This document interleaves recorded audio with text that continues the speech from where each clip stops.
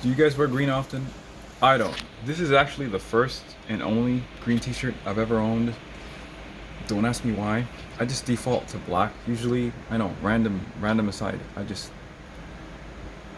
It was green, but I liked it. So, hey, sometimes you gotta go outside of your comfort zone. But anyways, speaking of comfort zones, the reason of this video is because I want to talk about range.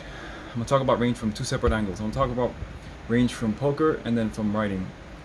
In poker, a player that has a wide range of hands that they're liable to show up at the river is a lot more capable player. You know, they'll make the game interesting, they'll make it fun, and more than anything, they'll actually rewards that are much higher than a player that has a very narrow range. What do I mean by that? Well, people can tend to fall into patterns or behaviors. So, for instance, you might have a player that's tight aggressive, or somebody that's just like a rock, or somebody that's loose aggressive. Loose aggressive would be a person that just plays a lot of hands and very aggressive, i.e., they're all over the place. The whole point is that the wider range you have, and if you employ it correctly, then you're going to reap greater rewards. And the same can be said for writing.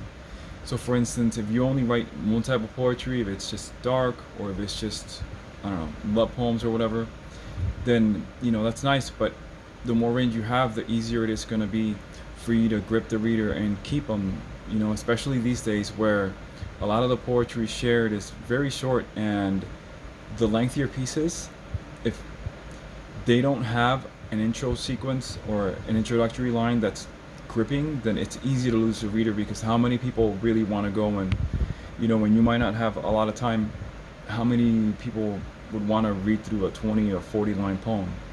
Anyways, the whole point is that the more range you have, the more interesting things can be. So you might feel like writing one thing one day, and then the next day, hey, you know what, you're going to try dark poetry, or the next day you're going to try a salacious piece and you're going to torch somebody to cinder. Whatever it is, range helps you. And not only that, but you're also able to absorb things quicker when you're exposed to, when you already have a lot of range. Then, and by range I mean like whether it's imaginative, when it comes to words, when it comes to ideas, everything. It's not just one thing. That's the whole point of range. It's kind of like a marathon or a runner. You can either run marathons, or you could do sprints, or you could do both. The person that employs both, they'll be way more capable, and that flexibility will allow them to do a lot more in running. And the same can be said for writing. So, don't take that for granted. One of the people that I think has the best range is Lovecraft. His work's just phenomenal. When it comes to darker pieces, him and Poe are the ones that I enjoy the most.